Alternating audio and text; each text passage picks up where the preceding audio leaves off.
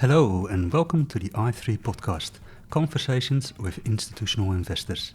My name is Wouter Klijn and I'm the Editorial Director for the Investment Innovation Institute. For more information about our educational forums for institutional investors, please visit our website at www.i3-invest.com. That's the letter I and the number 3-invest.com. There, you can also subscribe to our complimentary newsletter i3 Insights, in which we discuss investment strategy and asset allocation questions with asset owners from around the world. Now, as you all know, we love our disclaimers in this industry, so here's ours. This recording is for educational purposes only. It does not constitute financial advice and is intended for institutional and wholesale investors only. Please enjoy the show.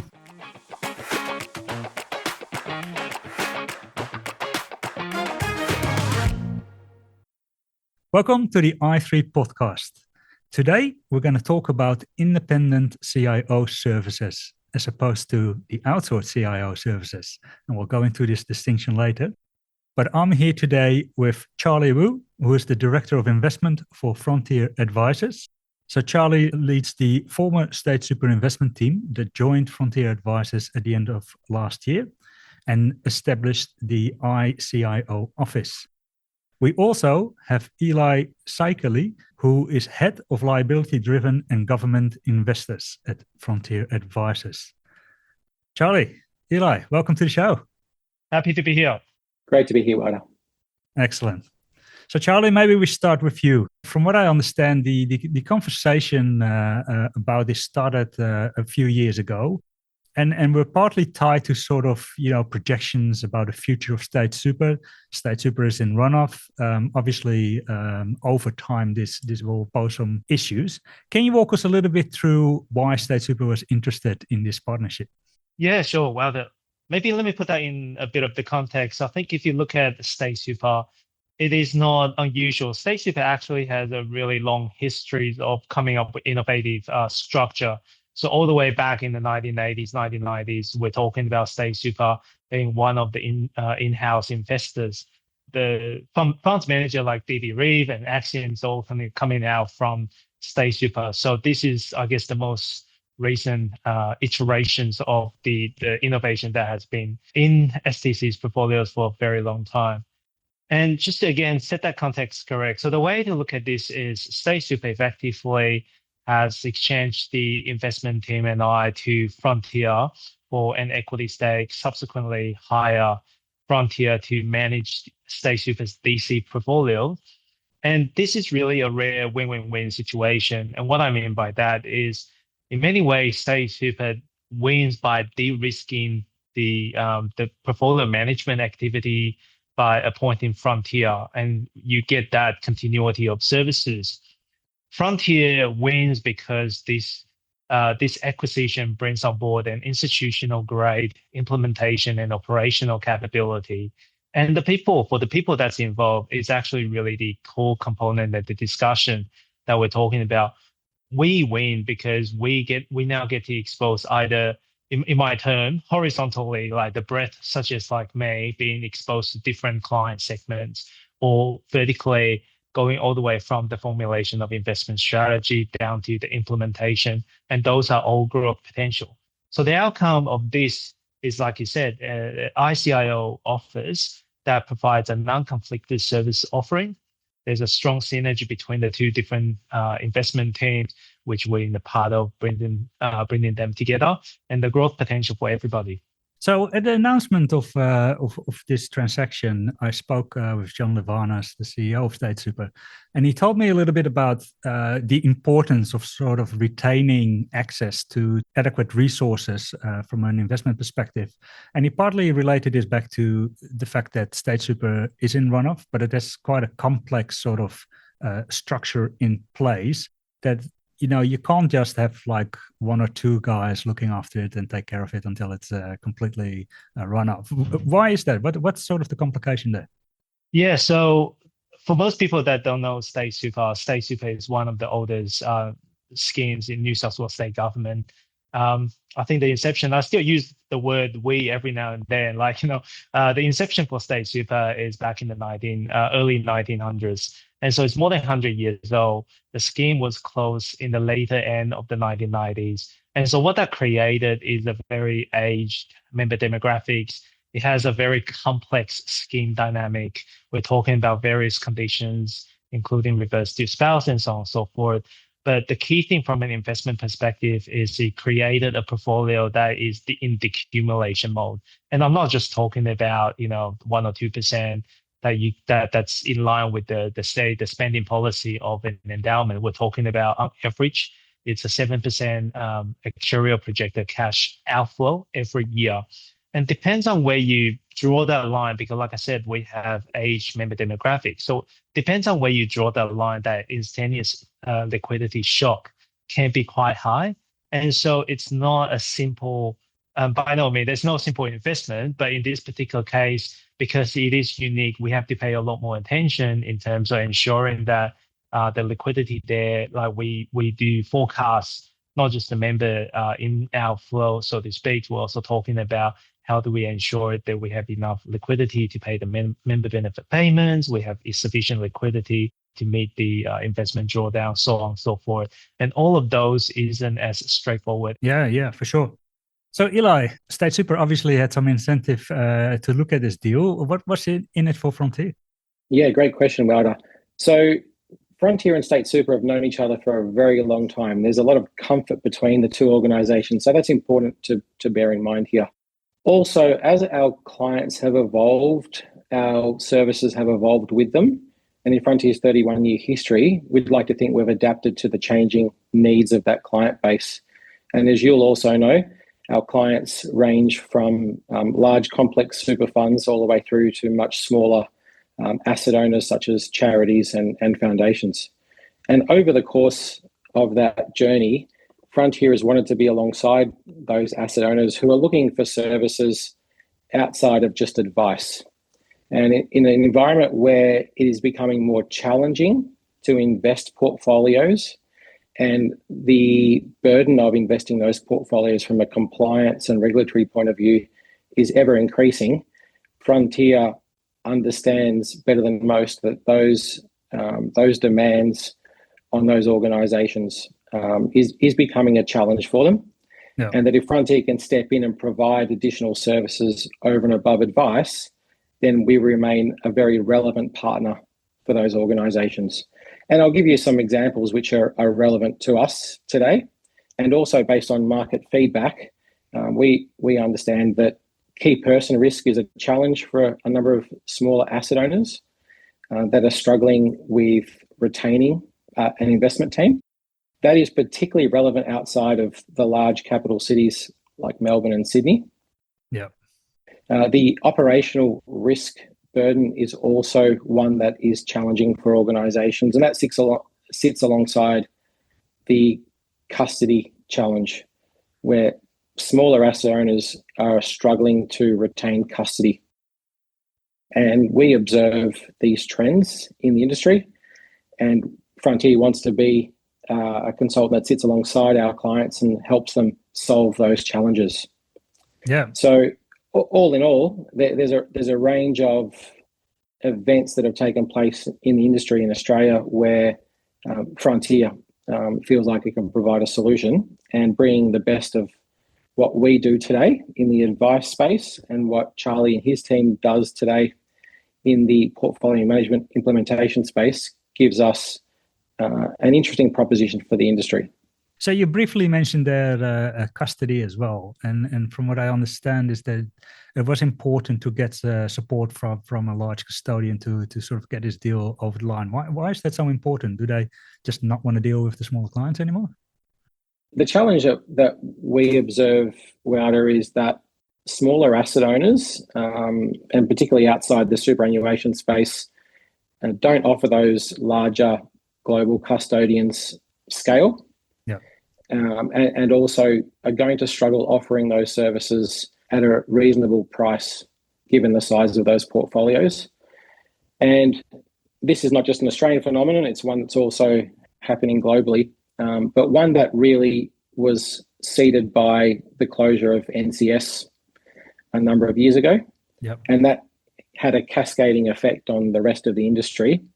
And as some of the global firms are looking for much larger minimum sizes, it does leave a gap in the market for asset owners who want to retain an advisor on an independent basis, but also are struggling with the back end of their investment programs. We got a little bit ahead of ourselves, but I opened up this podcast with the comment that independent CIO is not the same as outsourced CIO services. Can you tell me a little bit about the difference and why it's important to make that distinction? Yeah, maybe Charlie, maybe you can give that a go. Do we need another acronym in the industry? We're always short of acronyms, right? Exactly. This topic is actually really interesting because before this, I'm probably quite oblivious in terms of the different operating model that they are to provide such a service. And we've just done a trip, really leveraging our connections to assess the different operating model across different outsourced CIO service provider. So let me touch on that, and then we'll come back to the ICIO. And it's not just a play on words. There are really many different models that we're talking about, and they really range from your standardized everything all the way to the other end of the spectrum that would bespoke everything. And this shouldn't be a surprise, but you really should look at all these operating models from the lens of organizational strength, the governance strength, the investment sophistication, and so on and so forth. And so this is how we look at that operating model and pick what is right for Frontier. Now, to bring it back to what Frontier has decided to offer to our clients is the whole independence, and that's the I in the ICIO. We're not just talking about outsource. We're not talking about you giving us the whole loads of the portfolio. We're talking about independent, unconflicted. We don't have a predefined product to put you into our product suite. We provide tailor-made solution, flexibility, and that is tailored to clients. And that's quite important. And Eli, by all means, jump in as you see fit. And this is important because as we see the increasing requirements from regulatories, and not just regulatory, but client preferences such as responsible investment needs. We see all those things are just, if you provide a predefined product structure, it's just not going to be enough. And in addition to that, we're also talking about governance and organizational strength. So we also bring on board the strengths of, so for example, managing the balance sheet, SEC lending. We do believe that those benefits are the one that we should pass on to the clients and not retain within us. And so that, again, is where the term independence come in. Yeah, that's right. And in addition to that, it's clear from the clients that we talk to and other asset owners in the industry that the independence angle is critical for them. And in some cases, they feel they don't have a choice in the offering that's out there in the market today. And Frontier is determined to remain the leading independent advisor. So can you tell me a little bit, Eli, about where this sits within the existing services? Because I remember I spoke to Andrew Paulson a while ago, and he said we used to have like 60 odd deals that we were looking at, and we couldn't really implement it because that was not really part of our service offering. And now with this ICIO office, we should be able to do that. Yeah, absolutely. The reality here is that the team that comes across to Frontier is complementary to what we do today. And so that allows us to provide the full set of services within an investment program that asset owners may require. And that starts with policy and investment strategy advice all the way through to portfolio construction. It might be DAA or TAA, manager selection, and then operational efficiency and excellence to really drive better outcomes for those portfolios. So even the coming together of two teams has taught us a lot. Can you give an example of one of those lessons? Yeah, absolutely. So, for example, Charlie's team runs a process around asset allocation that might be more tactical than what some of our clients might be used to. And that informs us, informs the consulting teams of the opportunities that potentially lie in front of us in terms of providing advice from a strategic perspective, a dynamic perspective, and also a more tactical perspective. So there's a lot of work that's commenced and also continues to determine how best we can bring all these capabilities together. And most importantly, what are the needs of asset owners going forward? What would they expect from an organization like Frontier? And what adds true value at the end of the day? And that's really important to us. And that's a process we're still going through as we speak. Yeah. And I think as part of the setup, you have explored sort of the model of the managed discretionary account structure. I believe there's a partnership with Ironbark Asset Management around that. Why have you chosen that structure? Well, that structure, Wouter, gives us the flexibility to tailor portfolios for clients. It gives us the framework and infrastructure to implement the advice that we provide those clients. And working with a partner like Ironbark gives us great breadth. It gives us, again, complementary skill sets, but in essence, oversees the delivery of the service and aims to ensure that what clients receive from us and the outcomes clients expect is exactly what they have signed up for. And Ironbark so far have been a great partner, and they've supported our ICIO capability so far. And we look forward to how that partnership grows in the future. And just on this last point on the partners, Ironbark being the partners, just to be very clear, so take a more tangible example, like on the governance structures, we set up this investment management committee, which oversees the portfolio activities, and Ironbark representative will be sitting on that committee to give that additional governance support. And they're also holding us very accountable to the investment due diligence and operational due diligence as we do something. And all of those should be taken as a strengthening of the governance requirement in order to provide this service offering. Yeah. So let's talk a little bit about the potential market. I understand that Frontier has done some work with KPGM on what potential the market is for independent CIO services. I think one of the learnings from that exercise was it's a very fragmented market. There's no single player with more than sort of 10% of that market. Can you describe a little bit in who you see as the key sort of client for this service? Is it family offices? Is it private wealth, charities? Who are you targeting? As it stands today, the market is fragmented. You are correct. There's also wide scope for opportunity, not just in Australia, but also in New Zealand, in the Pacific. And as we expand our reach into the region and utilize our presence in Japan, we would expect that those conversations will also take place outside of the domestic market. But in essence, the clients who have shown the most interest in this service are those that are looking for an organization like Frontier to manage their investment program. And they could be insurers, they could be universities, charities, endowments, they could be small to medium super funds, all the way through to private wealth and family offices, the types of asset owners you would expect that would use a consultant's capability. However, the reality here is that given that those asset owners still need to retain responsibility for investment policy and strategy, that those asset owners that we would look to service and would be comfortable with a partner like Frontier taking care of manager selection, portfolio construction, rebalancing portfolios, helping them around activities such as proxy voting, building mandates to account for RI exclusions, for example.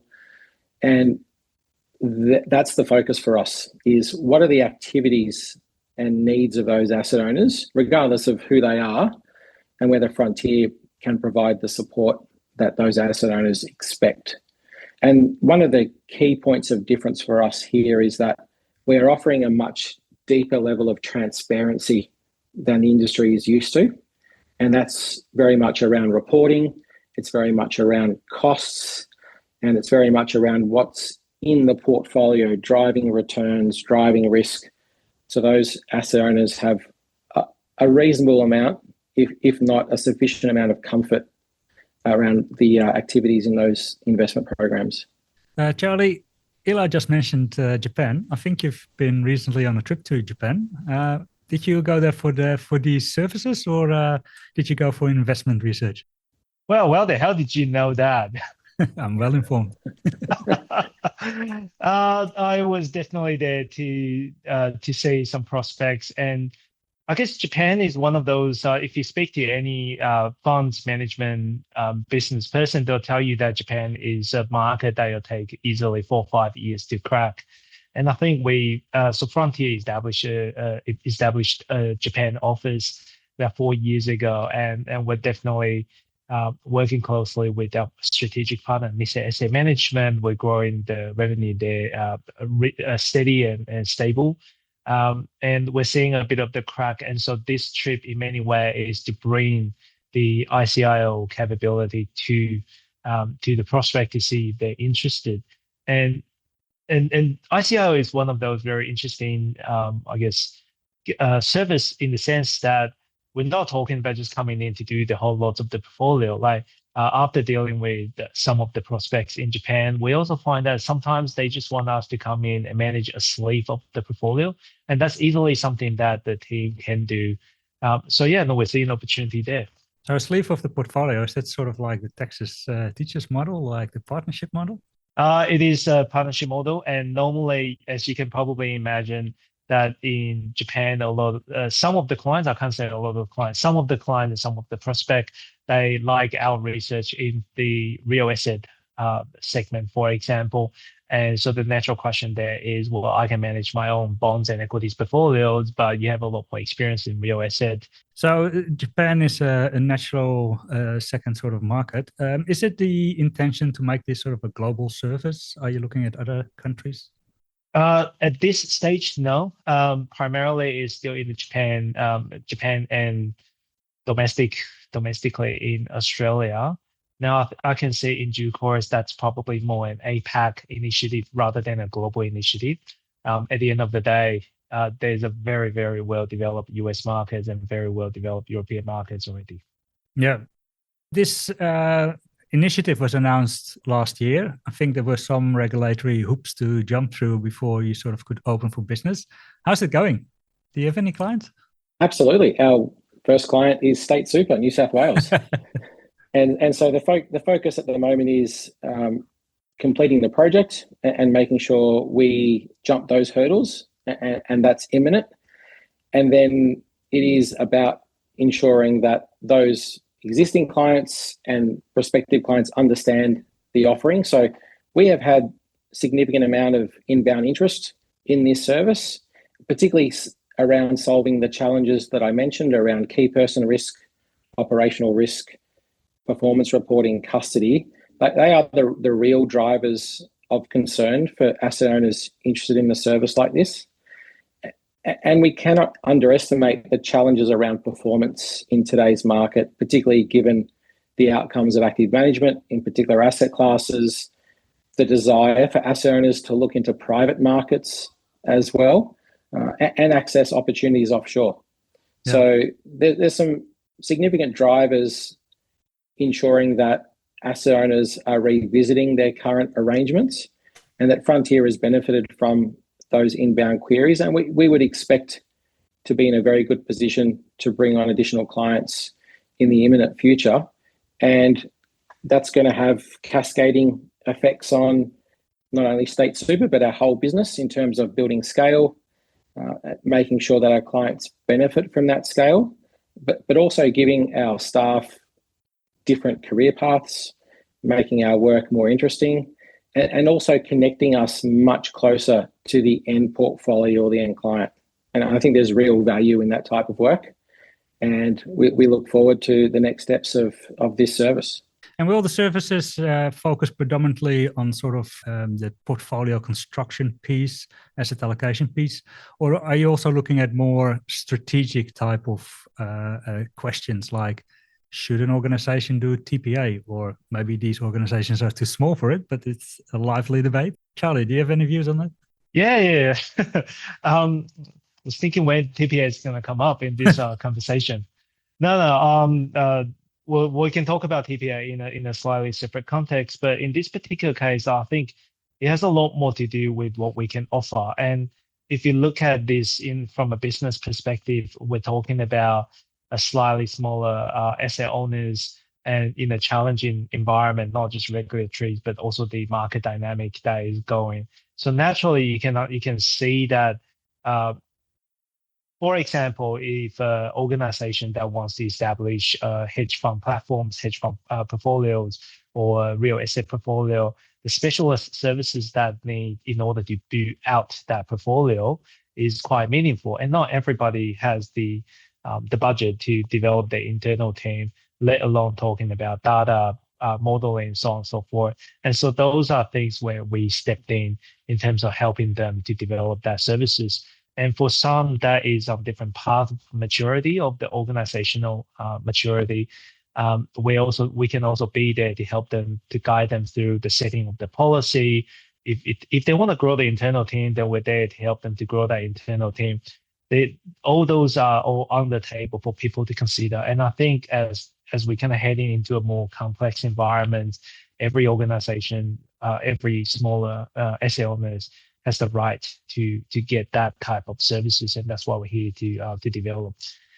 In terms of more just portfolio construction, no, I do think we offer a lot more than just portfolio construction, because at the end of the day, and from my perspective, while there is an end-to-end investment process, and we can range from, let's call that the SAA, down to put the dollars on the road, so to speak. Every organizational has a different organizational strength, has a very different governance setup, and some are better and well positioned to play all parts of them. Some are less so. So it's not as straightforward to say, yep, let's just go do a TPA or go do a SAA, or let's focus on manager selections. It's all quite independent case by case, in my opinion, and that's something that we can bring as a holistic assessment of that process, and then we focus on where we can add value. So Charlie, we've spoken in the past a little bit about artificial intelligence, and you've done quite a bit with that at State Super.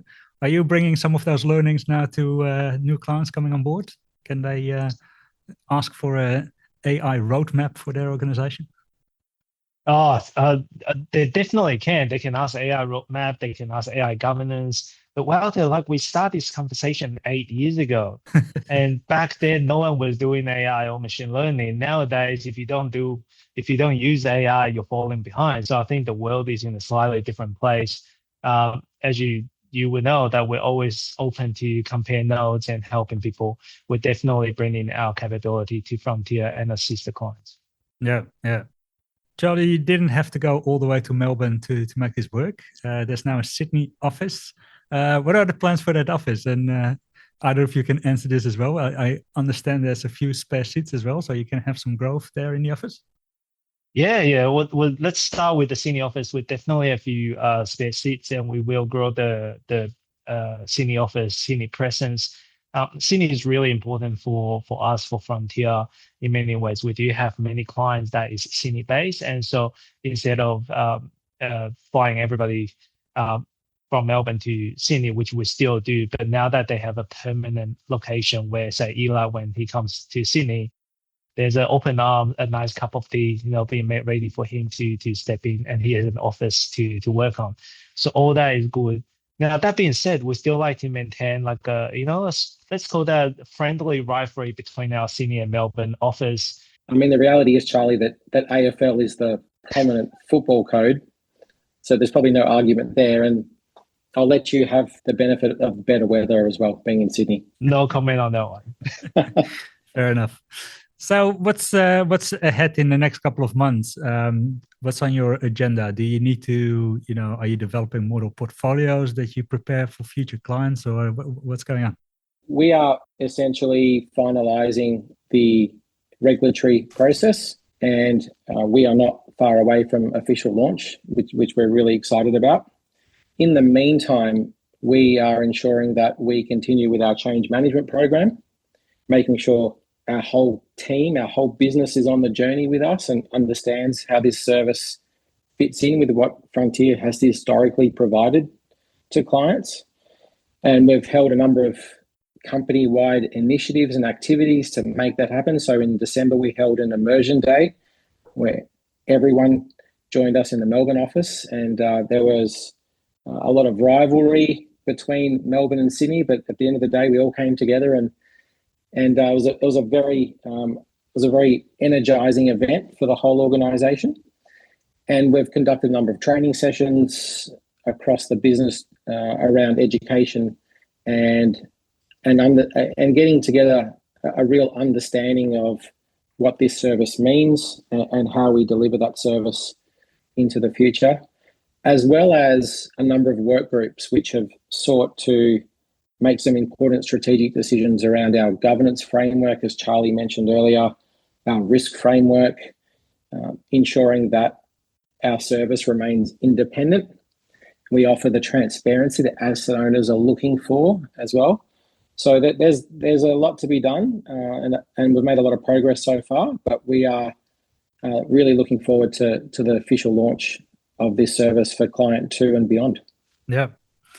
Now, Elie, you've built up quite a practice amongst the insurance companies for Frontier, hence your title.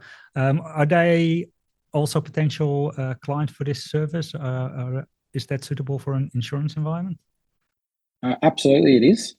There are a number of insurers who have internal teams with fantastic capability and have a long history of adding value for shareholders and policyholders. I'd imagine those insurers will continue to do that internally and run their own investment programs. But there is a significant number of insurers who are looking for support around managing an investment program. And really that comes down to the fact that an insurance company, just like a university and just like other asset owners, have a core business to run. And typically managing the investment portfolio is not part of their core business. It could be a secondary or tertiary activity. And they may not want to insource some of the risks that we spoke about earlier. It could be operational risk, could be key person risk. And so Frontier is in a good position to provide those services, and its experience working with the boards of insurance companies and its stakeholders that gives it an understanding of the solutions that they are looking for and the problems that we have identified or the challenges that we have identified that are all part of this service and essentially a part of our value proposition. I think when I was speaking to Andrew last year, he sort of indicated that he's seen some smaller clients, not Frontier clients, but people out in the market with portfolios that use off-the-shelf products where he thought, well, these portfolios are not as well run as they could be. Is that sort of a widespread problem, or how do you think about that? Because that's a potential client base, I presume. Yeah, sure. It is a widespread problem. And when we're looking at the portfolio, and this comes back to, again, how do we ensure that we do the right thing by the clients and by providing that flexibility? So again, you can probably get the sense from the way I talk. I come back to a lot about the organizational risk appetite. Like they all have different things. This is not standardized. While this may not be their day job, but I'm pretty sure that they have different type of risk appetite for different company, be it insurance or charities. They have in different parts of their journey as they establish their different sophistication, different level of commitments, and all of those triggers one way or the other about how you can manage that portfolio. For more, I guess, sophisticated, higher risk appetite clients, the ability to withhold drawdown would be a lot larger than someone that just started this journey. And so by just applying the same type of portfolio to every single client in that, it just doesn't make a lot of sense to me. Now, I'm not going to shy away from saying that, yes, we do need to address the problem between scalability and efficiencies, and I'm very aware of that. And that's why we're spending a lot of time to develop internal technology to enable how we can approach this problem in a more, I guess, disciplined and consistent manner. Fair enough. All right, excellent. Well, thank you very much for that. Thanks, Charlie, and thanks, Eli, for this conversation and for making the time. Thank you. Appreciate that. My pleasure.